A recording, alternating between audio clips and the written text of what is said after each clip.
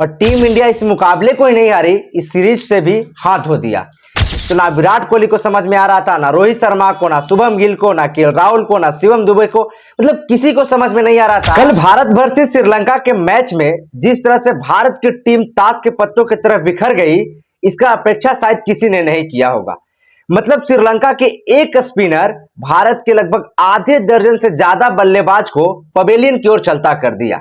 और जरा सोचिए कि जब एक चैंपियन टीम का ऐसा हाल रहेगा तो सवाल तो होना जाहिर सी बात है। देखिए, स्टार्टिंग में तो भारत बहुत अच्छे पोजीशन पे रहता है और लगता है कि आज भारत कुछ अच्छा करने वाला है। जब पिछला मैच जब भारत हारा तो सब लोगों ने कहा कि अर्शदीप सिंह की वजह से भारत ने मैच हार गया।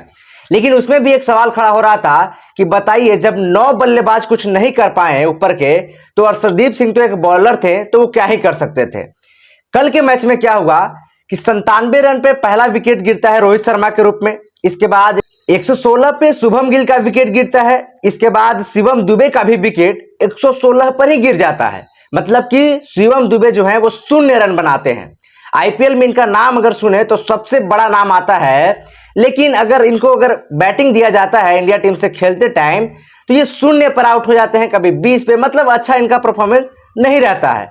पता नहीं स्पिनर के सामने इतना क्यों इन लोगों को प्रॉब्लम हो रहा था। इसके बाद 123 पे गिरता है विराट कोहली का विकेट, 133 पे गिरता है श्रेयस अय्यर का विकेट, 147 पे गिरते हैं केएल राहुल, 185 पे अक्षर पटेल, 190 पे वाशिंगटन सुंदर, 201 पर मोहम्मद सिराज और 208 पे अर्शदीप सिंह।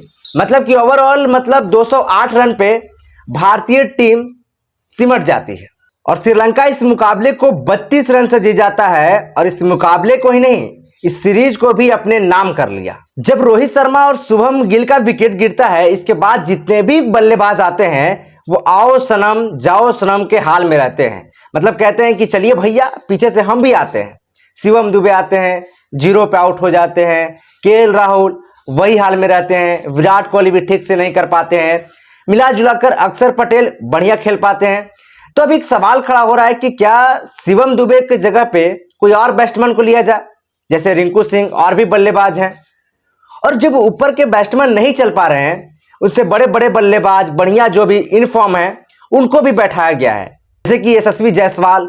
अगर इन लोग को टीम में लिया जाए तो क्या टीम इंडिया अगले मुकाबले में अच्छा प्रदर्शन कर पाएगी। भारतीय टीम का शुरुआत में तो अच्छा स्थिति था, ऐसा लग रहा था कि पिछले मुकाबले से बहुत अलग इस बार इंडिया टीम प्रदर्शन करने वाली है। लेकिन जब रोहित शर्मा का विकेट गिरा, इसके बाद शुभम गिल का गिरा, मतलब गिरते ही गए और फिर पता चला कि 208 रन पे टीम इंडिया सिमट गई। श्रीलंका के एक स्पिनर गेंदबाज ने भारत के आधे दर्जन से ज्यादा बल्लेबाज को पवेलियन की ओर चलता कर दिया। जेफरी वैंडेसे ने भारत के 6 बड़े बल्लेबाज को पवेलियन की ओर चलता कर दिया। रोहित शर्मा, शुभम गिल, विराट कोहली, शिवम दुबे, श्रेयस अय्यर और केएल राहुल। सोचने वाली बात तो यह है कि जब भारतीय टीम को स्पिनर के सामने इतना समस्या हो जाएगा तो सोचिए कि एक चैंपियन टीम पे ऐसे कैसे काम चलेगा। श्रीलंका के 2 गेंदबाज भारतीय बल्लेबाज पे भारी पड़ गए। जेफरी वैंडेसे 6 विकेट और श्रीलंका जो है वो 3 विकेट। मतलब सारे बल्लेबाज को लगभग इन लोग चलता कर दिए और एक जो थे अर्शदीप सिंह वो रन आउट हो जाते हैं।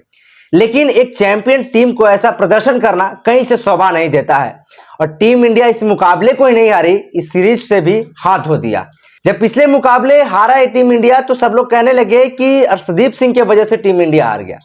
लेकिन ऐसा नहीं था कि सारा जो दोष है वो अर्शदीप सिंह के ऊपर जाना चाहिए। देखिए, जब ऊपर के 9 बल्लेबाज अगर कुछ नहीं कर पाए तो अर्शदीप सिंह तो एक गेंदबाज है। जब ऊपर टॉप ऑर्डर नहीं चल पाए, मिडिल ऑर्डर नहीं चल पाए, तो लो ऑर्डर जो है वो क्या चल पाएंगे। इन पे क्या ज्यादा प्रेशर दिया जा सकता है। हालांकि ये बात सही है कि अर्शदीप सिंह को ऐसा शॉट नहीं खेलना चाहिए था। लेकिन दूसरा ओडीआई मुकाबले में भी भारत उतना अच्छा प्रदर्शन नहीं कर पाया जितना अपेक्षा कर रहे थे भारतीय फैंस। गौतम गंभीर को भी यह समझ में नहीं आ रहा था कि आखिर भारतीय बल्लेबाज को हो क्या गया है। मतलब जेफरी वनडेसे जैसे ही गेंद फेंक रहे हैं तो ना विराट कोहली को समझ में आ रहा था, ना रोहित शर्मा को, ना शुभम गिल को, ना केएल राहुल को, ना शिवम दुबे को।